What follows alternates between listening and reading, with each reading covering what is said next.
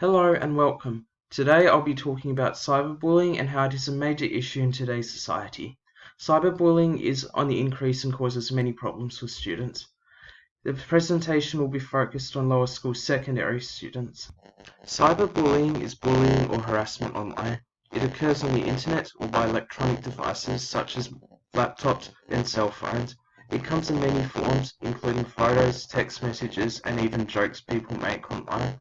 Cyberbullying has negative emotional and psychological effects on the victim that happen over time, affecting its victims in multiple ways. Cyberbullying is an ongoing problem, hard to recognize and hard to stop. Cyberbullying occurs on the internet on social media platforms such as Instagram, WhatsApp, Facebook, YouTube, and Twitter. Cyberbullying involves different forms of harassment and emotional abuse, and it affects the online reputation of the person as well as their mental health.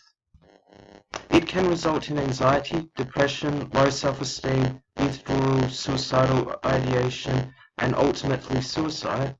Some statistics researched by professionals include 13.1% of participants have reported single episodes of cyberbullying victimization, and that phone-based behaviors are the most common methods of cyberbullying. There are several ways cyberbullying can be prevented, such as formally implementing preventative educational strategies. At home, time limits can be placed on the devices with parental control. Parents can ask children about their internet use and monitor their screen content. There are several cues which can alert parents and teachers to indicate that a child is being cyberbullied.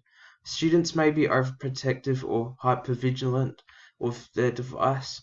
They can deliberately distance themselves from their technology. Conversely, they may become obsessive and addicted to their social media, skipping meals or missing school, and display nervous behavior. It may be difficult for the person to acknowledge they are being cyberbullied. Take a gentle approach, ask questions, and then ask to see their device.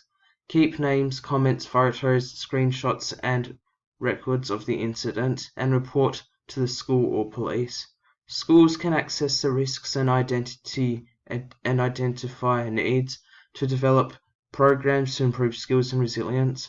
Schools can also implement school-based supports and counseling. Active defense strategies include talking about it, making what cyberbullying is known, monitoring online activity. Being too forward can be bad, take the problem slow, and discussing with other parents or teachers. Here's some takeaway points. Cyberbullying can be very dangerous. There are ways to prevent it, and it is an ongoing issue.